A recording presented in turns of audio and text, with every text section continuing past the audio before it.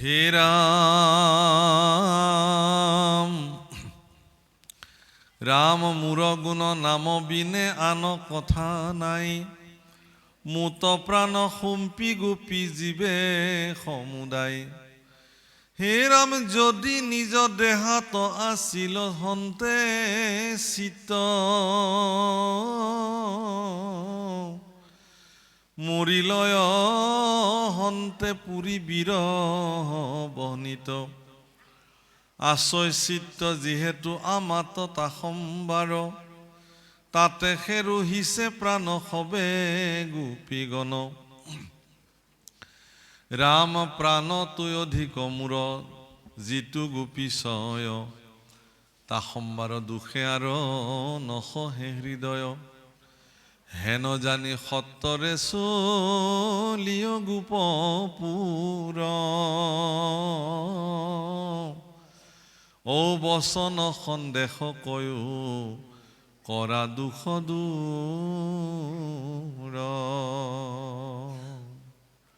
প্ৰভুকল আজি আৰু হয়তো মোৰ সিমান দূৰলৈকে মই গৈ নাপাম অধ্যায় এইটো অধ্যায়ৰ যেতিয়া সমাপ্তি ঘটিব মোৰ বাণীকো বিৰাম দিম মূল কথা হৈছে এইটোৱে ইয়াত এটা মই বিশেষ ৰহস্য কথা ক'ম বুলি কৈছিলোঁ সেইটো হৈছে কি যে উদ্ধৱক ভগৱানে মাত্ৰ ক'বলৈ দিলে এইখিনি কথাকে যে তেওঁ আহিব তোমালোকে ধৈৰ্য ধৰি থাকা বাছ কিন্তু গোপীসকলৰ যিটো অৱস্থা দেখিলে উদ্ধৱ মানে বিচুৰ্তি খালে আৰে মইতো ভবাই নাছিলোঁ ইমান ভগৱানৰ কৃষ্ণৰ নামত ইমান পগলা হ'ব পাৰে বুলি মানুহ মইতো ভবাই নাছিলোঁ যে ভক্ত ভগৱানৰ নামত এনেকুৱা হৈ যাব পাৰে বুলি তেতিয়া তেওঁ কি কৰিলে গোপীসকলক সুধিলে যে তোমালোকে বাৰু ইমানেই ভগৱানক ভাল পোৱা নে বিচাৰা নেকি তেওঁ বোলে অঁ বিচাৰোঁ বোলে এটা কাম কৰা তেতিয়াহ'লে তোমালোকে ধ্যান কৰা ধ্যানত তোমালোকে পাবা গোপীবিলাকে খুব হাঁহিলে কিয় হাঁহিলা তোমালোকে ক'লে বোলে যে হে উদ্ধৱ প্ৰাথমিক বিদ্যালয়ৰ ছাত্ৰ এজনে যেতিয়া BA পাছ কৰা মানুহ এজনক পঢ়ুৱাবলৈ আহে কথাটো তেনেকুৱাহে হ'ল এইটো কি কথা বোলে তুমি যিটো পদ্ধতিৰ কথা কৈছা সেইটো আমি কেতিয়াবাই পাছ কৰি আহিছোঁ এইবিলাক এইবোৰ ধ্যান চ্যান কৰি আমি এইবোৰ এদায় কৰি থৈ আহিছোঁ সেইবোৰ কাম নাই আৰু এতিয়া আমাক কৃষ্ণক লাগে এতিয়া বাছ ইমানখিনি তুমি কৈছা উদ্ধৱ যে শয়নে সপোনে চিন্তা কৰিবা কৃষ্ণ যোৱাৰ পিছত টোপনিয়ে মাৰা নাই আমি ক'ৰ পৰা সপোন দেখিম তেওঁ লগত আমাৰ টোপনি চোপনি চব হৰণ কৰি লৈ গুচি গৈছে আমাৰ টোপনিও নাই এতিয়া সপোন দেখিম ক'ৰ পৰা শুব লাগিবতো সপোন দেখিবলৈ নাই প্ৰভুকল ভগৱান শ্ৰী ৰামচন্দ্ৰ যেতিয়া বনবাসলৈ গৈছিল যেতিয়া আচলতে সংস্কৃতত শূৰ্পনখা আমি শূৰ্পনখা বুলি কওঁ শূৰ্প শব্দৰ অৰ্থ হ'ল তীখা তীক্ষ্ণ চাকু চুৰি লোহাৰ নিৰ্মিত তীখা তীক্ষ্ণ লোহাৰ নিৰ্মিত চুৰিৰ নিচিনা যাৰ নখবিলাক সেইকাৰণে তেওঁৰ নাম শূৰ্পনখা ৰাক্ষসী যে খামুচিয়া জুৰি খাই জীৱবিলাক নখবিলাক তেনেকুৱা এবাৰ যদি শূৰ্পনখা কাৰোবাৰ হৃদয় বক্ষত তেওঁৰ নখ বিদাৰি দিয়ে তেওঁৰ জীয়াবৰ আৰু অধিকাৰেই নাই শেষ শূৰ্পনখা গতিকে শূৰ্পনখাই যেতিয়া আকাশ মাৰ্গেৰে তেওঁৰ খাদ্য বিচাৰি যেতিয়া দণ্ডকাৰণ্যত প্ৰৱেশ কৰিলে জগতৰ অতীব সুন্দৰ পুৰুষ ভগৱান শ্ৰী ৰামচন্দ্ৰৰ শৰীৰত যেতিয়া তেওঁৰ দৃষ্টি গ'ল বিষয় ৰাক্ষসী নিশাচৰী ৰামৰ শৰীৰৰ দিব্যতা দেখাৰ পিছত তেওঁৰ কামনা জৰ্জৰিত হৈ গ'ল তৎক্ষণাৎ তেওঁ ৰাক্ষসী ৰূপ সলাই দীপ লিপ সুন্দৰী এগৰাকী হৈ ৰামচন্দ্ৰৰ সন্মুখত থিয় হ'লে প্ৰভু ৰামচন্দ্ৰই সুধিলে, তুমি কোন হে দেৱী, মই তোমাৰ কি সেৱা কৰিব পাৰোঁ?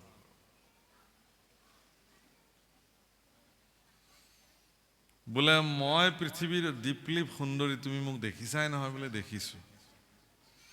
বোলে মই এনেকৈ আকাশ মাৰ্গেৰে মোৰ লগত মিলা সুন্দৰ পুৰুষৰ অনুসন্ধানত আছিলোঁ, আৰু আজি মই অলপমান মিলাকে এজন দেখিলোঁ তোমাক, আৰু সেইকাৰণে আহিলোঁ। হয় নেকি?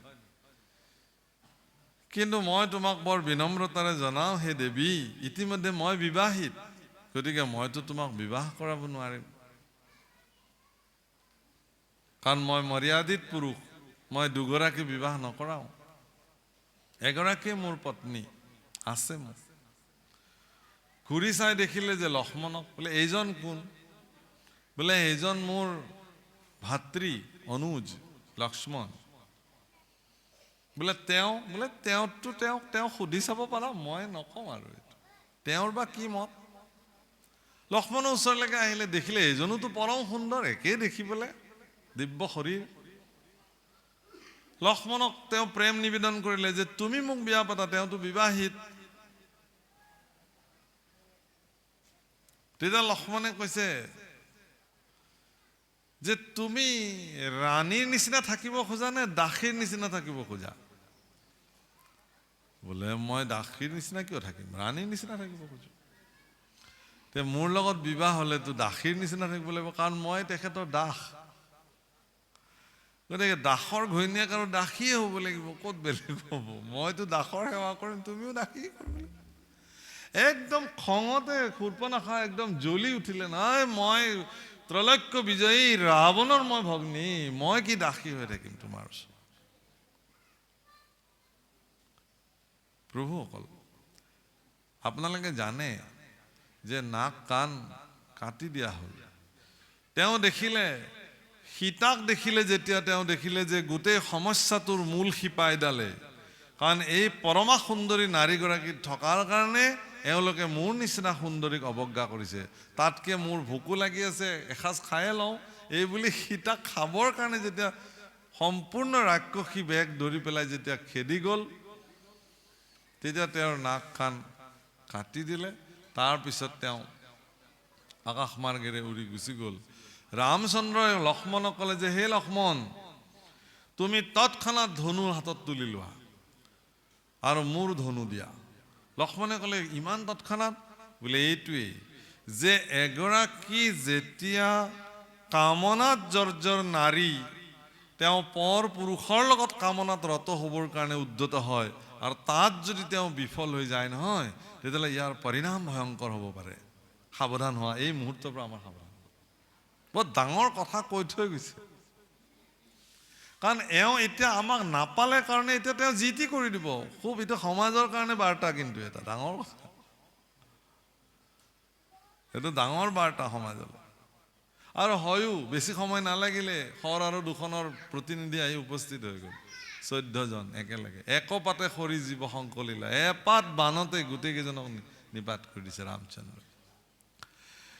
কিন্তু শূৰ্পণখাৰ মুখেৰে যেতিয়া ৰামচন্দ্ৰৰ বৰ্ণনা, মানে লংকাত গৈ, আপোনালোকে চবেই জানে যে শূৰ্পণখাৰ স্বামী পাতালত যেতিয়া যুদ্ধ হয়, ৰাৱণে তেওঁক মাৰি পেলাইছিলে, বধ কৰিছিলে, চিনিয়ে নাপালে। পিছতহে গম পালে যে তেওঁৰ ভনী জোঁৱায়েক আছিলে এইজন।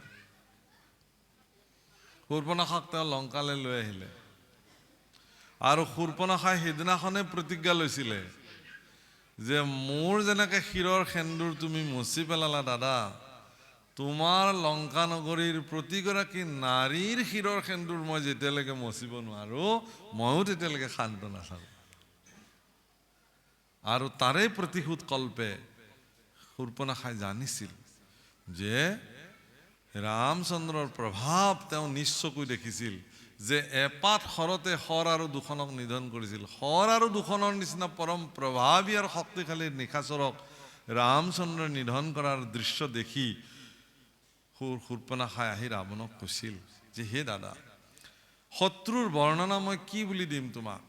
পৃথিৱীত ইমান সুন্দৰ, ইমান সৌন্দৰ্যশালী শত্ৰু মই ক'তো দেখা নাই।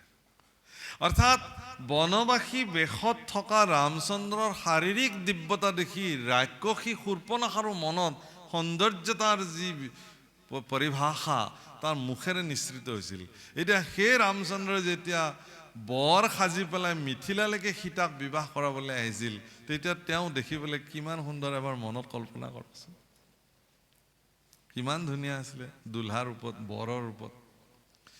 তেতিয়া মিথিলা নগৰৰ নাগৰিকসকলে মনে প্ৰাণে শ্ৰী ৰামচন্দ্ৰৰ চৰণত নিজক সমৰ্পিত কৰিছিল আৰু প্ৰাৰ্থনা কৰিছিল যে হে পুৰুষ ভূষণ শ্ৰীৰাম, তুমি জানকীৰ লগতে আমাক বিলাককো লৈ যোৱা পত্নী হিচাপে, সব তোমাৰ দাসী হিচাপে যাবৰ কাৰণে আমি প্ৰস্তুত হৈ আছো। তেতিয়া ৰামচন্দ্ৰই অন্তঃকৰণে তেওঁলোকক কথা দিছিল যে এতিয়া নহ'ব, কাৰণ মইতো মৰ্যাদা পুৰুষোত্তম ৰাম, জানকীয়ে মোৰ কাৰণে নিৰ্ধাৰিত। গতিকে ইয়াৰ পিছত মই যেতিয়া কৃষ্ণ অৱতাৰে আহিম, তোমালোক সকলোবিলাককে মই আশীৰ্বাদ কৰিলোঁ, তোমালোকে গোকুলত গৈ ব্ৰজাংগনা গোপী হিচাপে তোমালোকৰ জন্ম হ'ব আৰু তোমালোকক মই প্ৰাণপতি হিচাপে তোমালোকক মই ধৰা দিম। আৰু সেই মিথিলাৰ সেই সমৰ্পিত নাৰী নাগৰিকসকলে আহি গোকুলত তেওঁলোকে গোপী হিচাপে তেওঁলোকৰ জন্ম হৈছিল। আৰু দণ্ডকাৰণ্যকে প্ৰমুখ কৰি অৰণ্যৰ যিমানবিলাক ঋষি সন্যাসী সাধুসকল আছিল, তেওঁলোকেও প্ৰভু ৰামচন্দ্ৰক স্বামী বল্লভ মানি তেওঁৰ শুশ্ৰূষা কৰিবৰ কাৰণে ইচ্ছা প্ৰকাশ কৰাত ৰামচন্দ্ৰ ভগৱানে কৈছিল যে মই যিহেতু পিতৃ আজ্ঞা পালন কৰি পেলাই আহিছোঁ, এতেকে মই তোমালোকক এতিয়া আৰু তোমালোকৰ সুযোগ সেৱা মই গ্ৰহণ কৰিব নোৱাৰিম। তোমালোকো সকলোবিলাকে মথুৰা কি গোকুলত আহিবা পৰৱৰ্তী যুগত, দাপৰ যুগত গোপী হিচাপে, তাত মই তোমালোকক ধৰা দিম স্বামী হিচাপে। গতিকে দণ্ডকাৰণ্যকে প্ৰমুখ কৰি সেই অৰণ্যৰ সাধক ঋষিসকল আৰু মিথিলাৰ নগৰৰ নাগৰিকসকল এওঁলোকে আহি পেলাই ব্ৰজাংগনা ব্ৰজবধূ হিচাপে তেওঁলোকে প্ৰাণবল্লভ মানি কৃষ্ণক তেওঁলোকে থাকিলে। এওঁলোকৰ কাৰণে আজি ভগৱান কৃষ্ণই উদ্ধৱক যেতিয়া প্ৰেৰণ কৰিছে, এওঁলোকতো পূৰ্ণতেই প্ৰাপ্ত, সেইকাৰণে কৈছে যে আমি যিবিলাক এটা যুগতে এইবিলাক সাধন কৰি কৰি আহিছোঁ, আৰুনো কি। তেতিয়া কৈছে তেতিয়াহ'লে কি কৰা তোমালোকে? বোলে আমি মথুৰাৰ ফালে মুখ কৰোঁ আৰু হা কৃষ্ণকে আমি চিঞৰি চিঞৰি কান্দো, কৃষ্ণৰ গুণবিলাক গাওঁ, কেনেকৈ তেওঁ পুতনা বধ কৰিছিল, কেনেকৈ তেওঁ অঘাসুৰ বধ কৰিছিল, কেনেকৈ তেওঁ গৰু চৰাবলৈ বৃন্দাবনলৈ যায়, এই সকলোবিলাক গুণ বখানি বখানি আমিবিলাকে কান্দি থাকোঁ। তুমিও আজি আমাৰ লগত থাকিবাচোন। উদ্ধৱে যেতিয়া গোপীসকলৰ লগত কৃষ্ণ গুণ গাই গাই কান্দিছিলে, সিদিনাখন উদ্ধৱে চিন্তা কৰিছিলে যে তাৰমানে এওঁলোকৰ যিটো সাধনা, সেইটো পৃথিৱীত ইয়াতকৈ আৰু শ্ৰেষ্ঠ সাধনা একোৱেই নাই।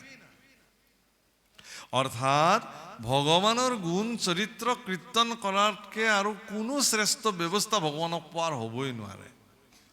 হৰেৰ নাম হৰেৰ নাম এইব কেৱলম কলো নাস্তি নাস্তব্য গতিৰ অন্যথা নাস্তি এব গতিৰ অন্যথা। ইয়া আৰু গতি নাই নাই নাই। হৰি নামে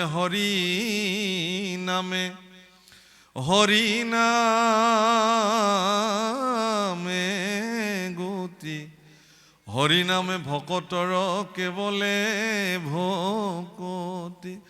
হৰি নামে একমাত্ৰ গতি। ঈশ্বৰৰ নাম মাধ্যমেৰে আপুনি ভগৱানক পাব, ভগৱানক ভজিব পাৰিব, ভগৱান আপোনাৰ হৈ যাব, আপুনি ভগৱানৰ হৈ যাব।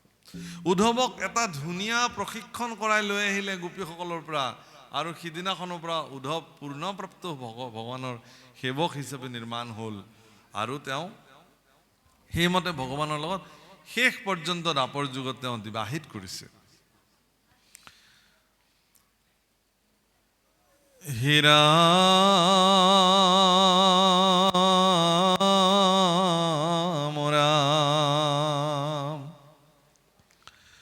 ৰাম মাখিলা মাথাত তুলি কৃষ্ণ পদ ধূলি,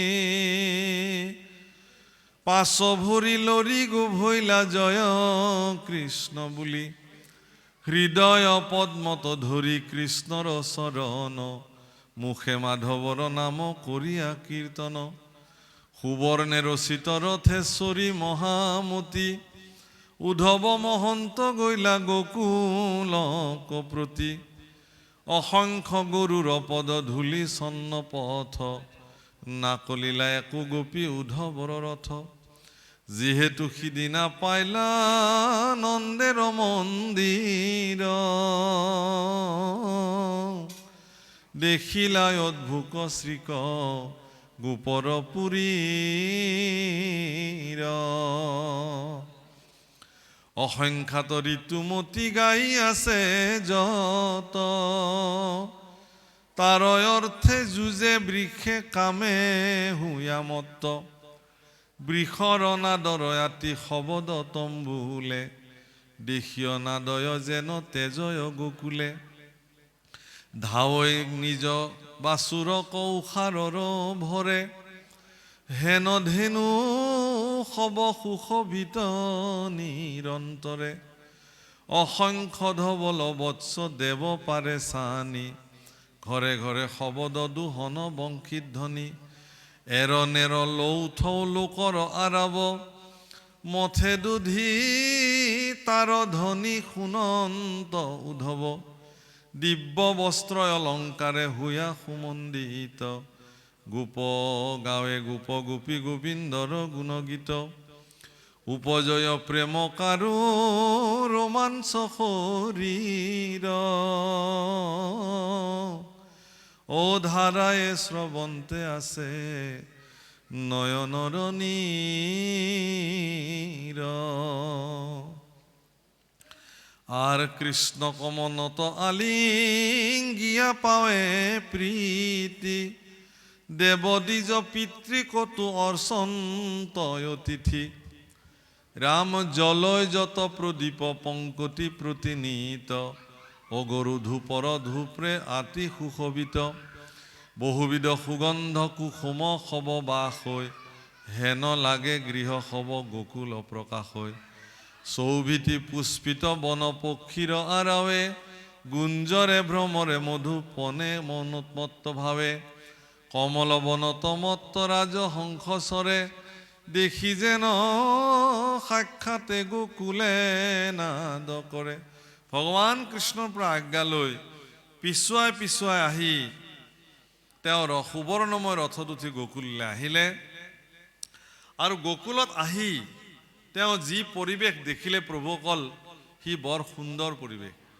তাত অসংখ্য গাই অসংখ্য ষাঁড় গৰু আৰু গোটেই গোকুলবাসীৰ দোহনৰ শব্দ গাই দোহনৰ শব্দ মানে কৃষ্ণ ধ্বনি ঘৰে ঘৰে এক অপূৰ্ব দৃশ্য তেওঁ গোকুলত দেখিলে আৰু এই ধৰণে আহি সুগন্ধি পুষ্পৰ ভিন্ন ধ্বনি শুনি সুগন্ধি শুনি তেওঁ গোকুলত প্ৰৱেশ কৰিলে গোকুল নন্দ ভৱনলৈকে তেওঁ আহিলে হে ৰাম হেন গোকুলক চাই পৰময় উৎসৱে নন্দৰ দ্বাৰক গয়া পাইলন্ত উদ্ধৱে কৃষ্ণৰ পৰম প্ৰিয় আইলয় অনুচৰ শুনি নন্দে আনন্দতে বজাইলা গৃহৰ উদ্ধৱক পাই প্ৰেমে আলিঙ্গিলা ধৰি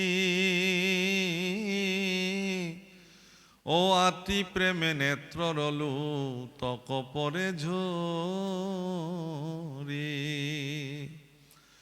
আৰ মাতিবে নপাৰি প্ৰেমে আছে অনন্তৰে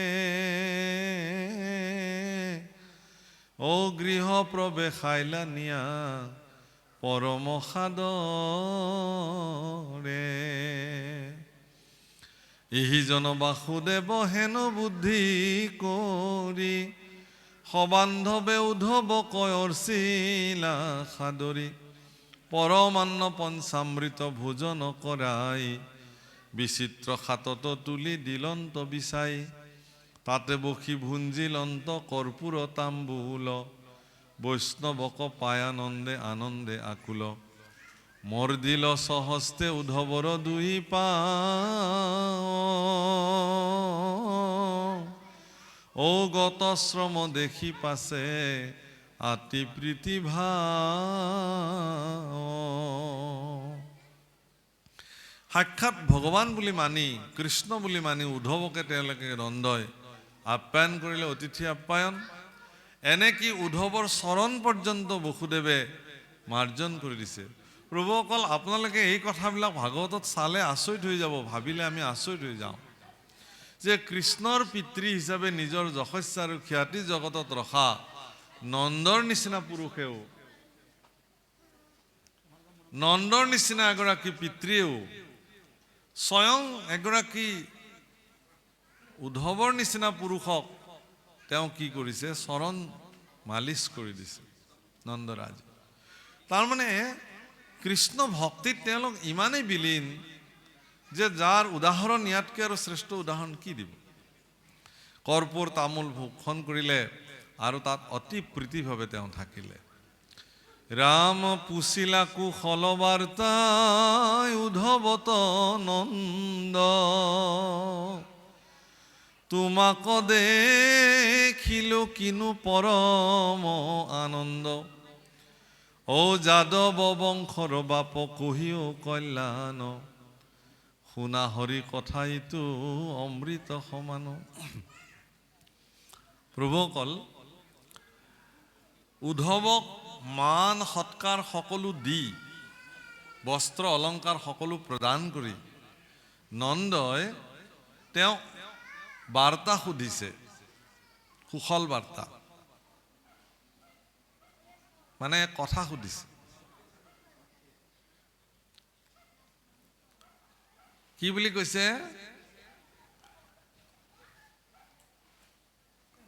আজিও আমাৰ নামনি অসমৰ ফালে, আমাৰ নামনি অসমত বৰপেটা সত্ৰক কেন্দ্ৰ কৰি, তিনি ৰাজ্যৰ বন্দনী থান বৰপেটা সত্ৰক কেন্দ্ৰ কৰি আমাৰ নামনি অসমত যিবিলাক সত্ৰ আছে, এই আমাৰ সত্ৰত এটা পৰম্পৰা আছে সত্ৰাধিকাৰসকলৰ। আজি যেনেকৈ আপোনালোকে আমাক গায়ন বায়নেৰে বৰি আনি ইয়াতে বহু আসন দিছে, আমাৰ সেইফালে সত্ৰাধিকাৰসকলক গায়ন বায়নেৰে বৰি আনি আসন দিয়াৰ পিছত গুৱাপান বস্ত্ৰ অলংকাৰ দি তেওঁক থানৰ বাতৰি সুধিব লাগে। এইটো এটা পৰম্পৰা আছে। আপোনালোকে শুনিছেন নে নাজানে? যে হে বাপ বা হে প্ৰভু বা হে গুৰুদেৱ, আপোনাৰ শ্ৰীমুখে থানৰ বাতৰি কোৱা হওক। আৰু এই পৰম্পৰা আচলতে ইয়াৰ পৰাই আনিছে। যেতিয়া উদ্ধৱ আহি গোকুল পাইছে মথুৰাৰ পৰা, আৰু নন্দয়ো উচিত ধৰণে তেওঁক মান সৎকাৰ দি আসন ভূষণ দিয়াই তেওঁক বাৰ্তা সুধিছে। আৰু সেইকাৰণে আমাৰ নামনি অসমৰ সত্ৰাধিকাৰসকলে যেতিয়া থানৰ বাতৰি কয়, তেতিয়া ইয়াৰ পৰাই আৰম্ভ কৰে, এই বাক্যৰ পৰাই বাৰ্তা আৰম্ভ কৰে। মই সেইকাৰণে মনত পৰিলে কথাখিনি আপোনালোকক অৱগত কৰিলোঁ যে তাতো তেওঁলোকে ইয়াৰ পৰাই আৰম্ভ কৰে যে পুছিলা কুশল বাৰ্তা উদ্ধৱত নন্দ, তোমাক দেখিলো কিনো পৰম আনন্দ। যাদৱ বংশৰ বাপ কহিও কল্যাণ, শুনা হৰি কথা এইটো অমৃত সমান। এই বুলি কৈ একদম উত্তৰে দক্ষিণে পূবে পশ্চিমে যিমান সত্ৰ আছে সকলো সত্ৰৰে নাম উচ্চাৰণ কৰি চাৰি হাতীত চাৰি প্ৰসংগ কৰি বৈষ্ণৱ ভক্তসকলে আনন্দে কীৰ্তনত মজি আছে। এই বাৰ্তা সত্ৰাধিকাৰৰ শ্ৰীমুখে ভক্তসকলে শ্ৰৱণ কৰে যে সকলো আনন্দতেই আছে। এই বাৰ্তা অধিকাৰসকলে প্ৰদান কৰে, হয়নে? হে ৰাম আৰ সাৰিও বেদৰ জানা এহি শেষন মত।